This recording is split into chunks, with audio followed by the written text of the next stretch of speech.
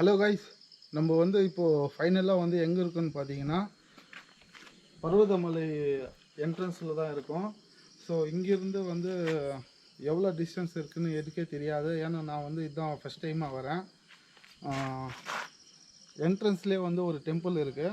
அது என்ன சாமின்ட்டு நம்ம பார்த்துன்னு இங்கேருந்து நம்மளுடைய ட்ரெக்கிங் தொடங்கலாங்க.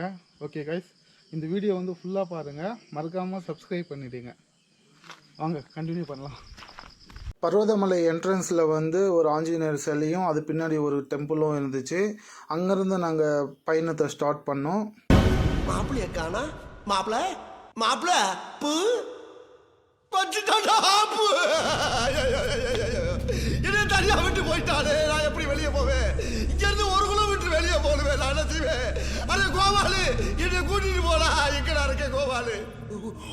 கோபாலு கோபாலு வாவா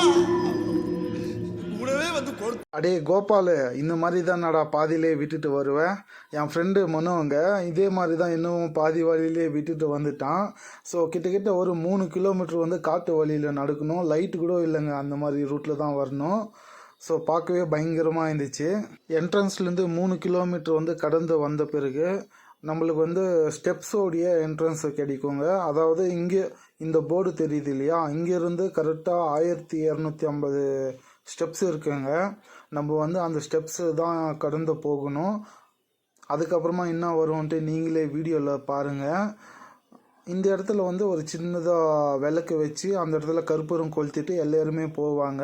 அதுதான் எங்களுக்கு அந்த சாமியும் சொன்னார். கற்பூரம் கொளுத்திட்டு அங்கேருந்து பயங்கரமான காட்டுப்பகுதியில் தான் நாங்கள் போனோம். எங்களுக்கு சுற்றியுமே 4 பக்கம் பயங்கரமாக காடு தான் இருந்துச்சு. வெளிச்சமே தெரியல. கரெக்டாக ஒரு 1/2 கிலோமீட்டர் தூரத்துக்கு மட்டும் ஒரு லைட்டு போட்டு வச்சுருந்தாங்க. கஷ்டமாக இருக்குன்ட்டு உக்காரலான்னு பார்த்தா பயங்கரமான பெரிய பெரிய பூச்சிங்கெல்லாம் இருந்துச்சுங்க. பார்க்கவே ரொம்ப பயங்கரமாக இருந்துச்சு. ஒரு இடத்துலன்னு பார்த்தீங்கன்னா லட்சக்கணக்கான பூச்சி இருந்துச்சு. தயவு செஞ்சு நீங்கள் எப்போவுமே இந்த மாதிரி நைட் டைமில் வந்தீங்களன்னா பார்த்து உக்காருங்க. முடிஞ்ச அளவுக்கு ஒரு இடத்துல உக்காராமல் நடந்துட்டு போயிட்டே இருங்க. ஏன்னா இந்த அளவுக்கு பூச்சிங்கள் இருக்குது பாதியில். கடவுள் புண்ணியத்தில் நாங்கள் எங்குமே உக்காராமல் நேராக கிளம்பிட்டோங்க. சரின்ட்டு காலு கையெல்லாம் ஒரு வாட்டி செக் பண்ணிவிட்டு அங்கேருந்து நாங்கள் நேராக கிளம்பிட்டோம் மேலேக்கு. ஸோ சடனாக பார்த்தீங்கன்னா உங்களுக்கு படிக்கட்டு பாதை முடிஞ்சு அதுக்கப்புறமா இந்த மாதிரி சின்ன சின்ன கல் குண்டுங்க அந்த மாதிரி இருக்கிற பாதை தான் வந்துச்சு.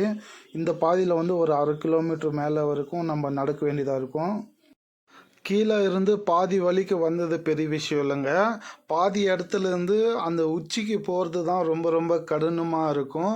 ஏன்னா அந்தளவுக்கு செங்குத்தாக இருக்குங்க மலை. அந்த மலையில் நம்ம எப்படி ஏறணும்னு பார்த்தீங்கன்னா கம்பியும் அப்புறமா அந்த மாதிரி செயினையும் பிடிச்சி தான் ஏறணும். ஒரு அக்கா ரொம்ப கஷ்டப்பட்டு ஏறிட்டு இருந்தாங்க. என்னுடைய ஃப்ரெண்டு பார்த்தீங்களன்னா ஏற முடியாமல் பாதி வழியிலே நின்றுட்டான். என்னை கொஞ்சம் கோபமாக பார்த்துட்டு இருந்தான். இந்த மாதிரி பிளேஸுக்கடா என்னை கூப்பிட்டுட்டு வருவேன் அப்படின்ட்டு. நான் வானத்தை பார்த்து ரசிச்சுட்டு ஒரு சின்னதாக வீடியோஸு இந்த மாதிரி எடுத்துகிட்டு சந்தோஷமாக இருந்தேங்க. சரின்ட்டு நாங்கள் அங்கேருந்து இன்னும் கொஞ்சம் மேலே கிளம்பி வந்துட்டோம். அங்கேருந்து பார்த்தீங்களன்னா மக்களெல்லாம் நிறைய பேர் ஏறி வந்துட்டு இருந்தாங்க. இதோட வியூ பாயிண்ட்டை பாருங்கள் எந்த அளவுக்கு சூப்பராக அழகாக இருக்குன்ட்டு. இந்த இடத்துல பார்த்தீங்களன்னா உங்களுக்கு ரைட் சைடில் ரொம்ப டீப்பாக இருக்கும். அந்த மாதிரி ரூட்டில் தான் நம்ம பயணம் பண்ண வேண்டியதாக இருக்கும். ஸோ இந்த வியூ பாயிண்டில் ரொம்ப ரொம்ப சூப்பராக இருந்துச்சு. ஃபோட்டோவெல்லாம் எடுத்துக்கிட்டு அங்கேருந்து கொஞ்சம் மேலே வந்தாக்கா மங்கீஸ் குரங்கு உக்காந்துட்டு யாராவது தண்ணி சாப்பாடு கொடுப்பாங்களா அப்படின்ட்டு ரொம்ப எதிர்பார்த்துட்டு இருந்துச்சு. பார்க்கவே ரொம்ப பாவமாக இருந்துச்சுங்க. ஏன்னா நாங்களும் எங்கள் கையில் நாங்கள் வாட்டர் பாட்டில் அந்த மாதிரி எதுவுமே எடுத்துகிட்டு வரல. இந்த வியூ உங்களுக்கு பார்க்க ரொம்ப அழகாக இருந்துச்சுன்னா காமெண்ட்டில் எப்படி இருக்குன்ட்டு சொல்லுங்கள்.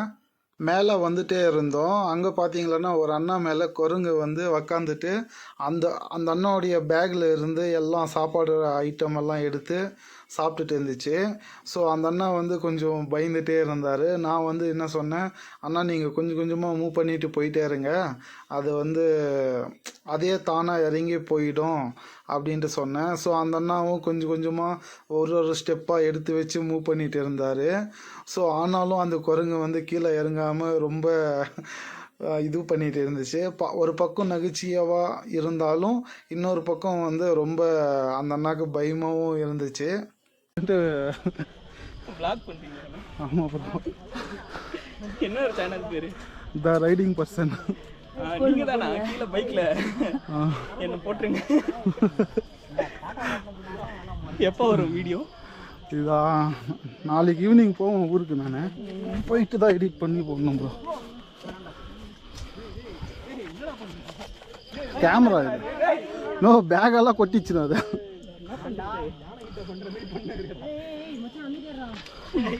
கரை வச்சு இறங்க மாட்டேன். அப்புறம் கறிக்கு என்னது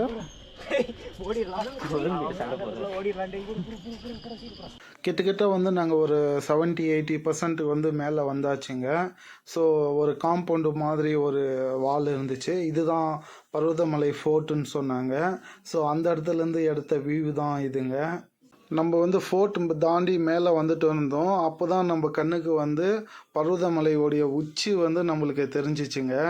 ஸோ பார்க்க ரொம்ப சந்தோஷமாக இருந்தாலும் ஆனால் இன்னும் நம்ம போக வேண்டிய தூரம் வந்து இன்னும் நிறைய இருக்குன்றதுனால பார்க்க ரொம்ப கஷ்டமாகவும் இருந்துச்சு. ஸோ இந்த மாதிரி ஒரு வியூவை பார்த்துட்டே வந்ததுனால நம்மளுக்கு வந்து அந்த கஷ்டங்கள்லாம் வந்து கொஞ்சம் கம்மியாக ஆச்சுங்க. ஸோ நாங்கள் வந்து கிட்டத்தட்ட வந்து ஒரு 2:30 மணிக்கு கிளம்புனோம். இப்போ பார்த்தீங்களான்னா ஒரு 6 மணி ஆயிடுச்சு.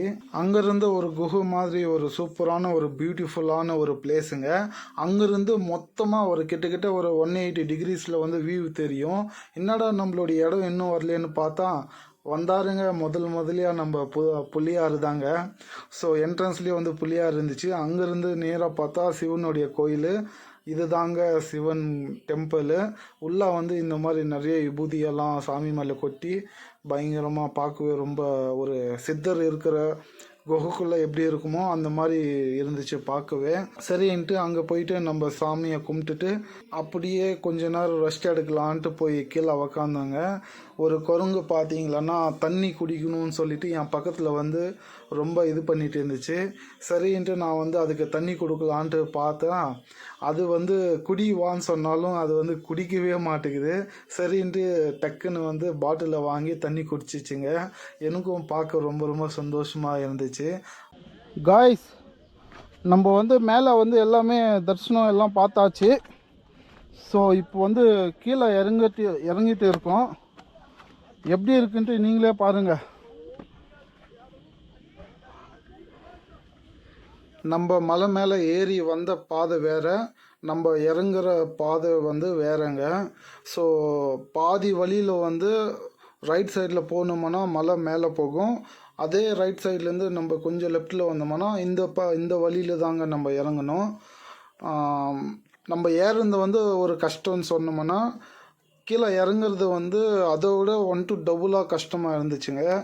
ஏன்னா அந்தளவுக்கு வந்து பயங்கரமான ஒரு ஸ்டெப்ஸ் எல்லாம் இருந்துச்சு. என்னுடைய ஃப்ரெண்டு பாருங்கள், கிட்டத்தட்ட ஒரு 5 ஸ்டெப்ஸ் இறங்குறதுக்கு எவ்வளோ கஷ்டப்பட்டு பயந்துட்டு வந்துட்டு இருந்தான். ஏன்னு பார்த்தீங்களான்னா நம்ம காலை வைக்கிற இடம் கூட வந்து ரொம்ப சின்னதாக இருந்துச்சு பிளேஸு.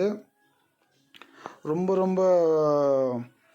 யாராவது பெரியவங்க வந்தாங்களன்னா இல்லை லேடிஸ் யாராவது வந்தாங்களன்னா கண்டிப்பாக வந்து கண்ணை சுற்றி விழுறதுக்கு கூட வாய்ப்பு இருக்குது. ஸோ அந்தளவுக்கு வந்து செங்குத்தாக இருக்குது பள்ளம். நம்ம வந்து ஃப்ரெண்ட்ஸு கூட 2 பேர் கூட வந்ததுனால நான் கொஞ்சம் தைரியமாக வந்துட்டேங்க. ஸோ இப்போ வந்து நம்ம போக வேண்டிய இடம் எங்கன்னு பார்த்தீங்களன்னா நான் உங்களுக்கு வந்து காமிச்சிட்டு இருக்கேன் இல்லையா, அங்கே வந்து ஒரு சின்ன ஊரெல்லாம் தெரியுது இல்லையா. ஸோ அந்த இடத்துக்கு தாங்க நம்ம போகணும். ஸோ எனக்கு தெரிஞ்சு வந்து எப்படி பார்த்தாலும் ஒரு 5-6 கிலோமீட்டர் இருக்கிற மாதிரி இருக்குது. ஸோ அங்கேருந்து நான் வந்து ஒவ்வொரு ஸ்டெப்பாக இறங்கி கீழே வந்துட்டு இருக்கேன். என்னுடைய ஃப்ரெண்டு வந்து என் பின்னாடி வந்துட்டு இருக்கான். என்னுடைய ரைட் சைடு கையில் வந்து ஒரு கேமரா இருக்குது. ஒரே கையில் மட்டும்தான் நான் பிடிச்சிக்கிட்டு நிதானமாக வந்துட்டு இருக்குங்க. சப்போஸ் நம்ம ஏதாவது காலை தவறி கீழே விழுந்தோம்னா ரொம்ப பயங்கரமாக அடிப்படும் கை கால். ஸோ என்னுடைய ஃப்ரெண்டு பாருங்கள் எந்த அளவுக்கு பயந்துட்டு உக்காந்துட்டே வரான். ஸோ இந்த வீடியோ பார்த்துட்டு நீங்கள் ஏதாச்சும் ஃபியூச்சரில் வரணும்னு தோணுச்சுன்னா கண்டிப்பாக உங்கள் கூட வந்து உங்கள் ஃப்ரெண்ட்ஸ் யாராவது ஒரு 2-3 பேராவது கூப்பிட்டுட்டு வாங்க. ஏன்னு பார்த்தீங்களன்னா உங்களுக்கு கொஞ்சம் தைரியமாகவும் இருக்கும். அப்புறமா ஒரு சப்போர்ட்டுக்காவது உங்கள் ஃப்ரெண்ட்ஸு வந்து இருப்பாங்க. ஸோ இந்த வீடியோ வந்து ஃபுல்லாக பாருங்கள், பார்த்து கமெண்ட்டில் இதோடைய எக்ஸ்பீரியன்ஸ் எப்படி இருந்துச்சுன்னு சொல்லுங்கள். மேலே வந்து நிறைய ஃப்ரெண்ட்ஸுங்க வந்து ஹாய் சொல்லிட்டு இருந்தாங்க. த ரைடிங் பர்சன் அதே தான். இது என்ன, அது கம்பி அச்சப்படுவோமா?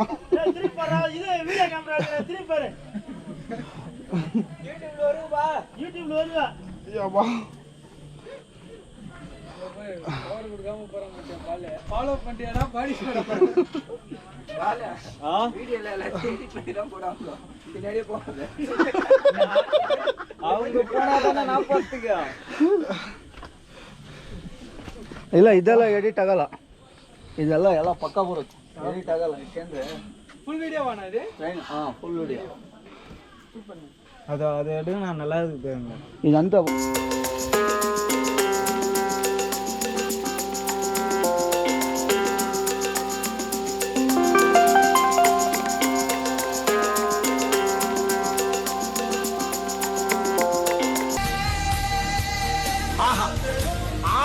அடிச்சுக்கிறானுங்க, வெட்டிக்கிறானுங்க.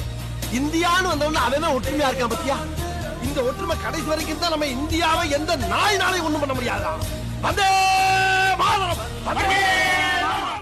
ஹலோ காய்ஸ், நம்ம வந்து பர்வதமலை டாப்லேருந்து கீழே இறங்கியாச்சுங்க. கிட்டத்தட்ட ஒரு 2.5 மணி நேரம் பிடிச்சிச்சு இறங்கிறதுக்கு. ஸோ கீழே வந்தவொடனே என்ன பண்ணோம், நல்லா ஃப்ரெஷ்ஷாக குளிச்சுட்டு ட்ரெஸ்ஸிங்கெல்லாம் சேஞ்ச் பண்ணிக்கிட்டு நேராக இப்போ நம்ம எங்கே போயிட்டு இருக்கோன்னா திருவண்ணாமலை சிவன் டெம்பிளுக்கு தான் அங்கே போயிட்டு இருக்கோம். எப்படியாவது போயிட்டு சிவன் டெம்பிளை தரிசனம் பண்ணிக்கிட்டு அங்கேருந்து நேராக நம்ம பெங்களூர் தான் போக போகிறோம் வீட்டுக்கு. நம்மளுடைய பர்வதமலை வீடியோ இந்த இதெல்லாம் எப்படி இருந்துச்சு கொஞ்சம் பார்த்துருப்பீங்கன்ட்டு நினைக்கிறேன். அதை வந்து மறக்காமல் காமெண்ட்டில் சொல்லுங்கள் எப்படி இருந்துச்சுன்னு. ஓகே காய்ஸ், நம்ம வந்து ஆந்த வேலை என்னென்ன வருதோ அதெல்லாம் வந்து ஷூட் பண்ணிக்கிட்டே போகலாம். ஓகேவா?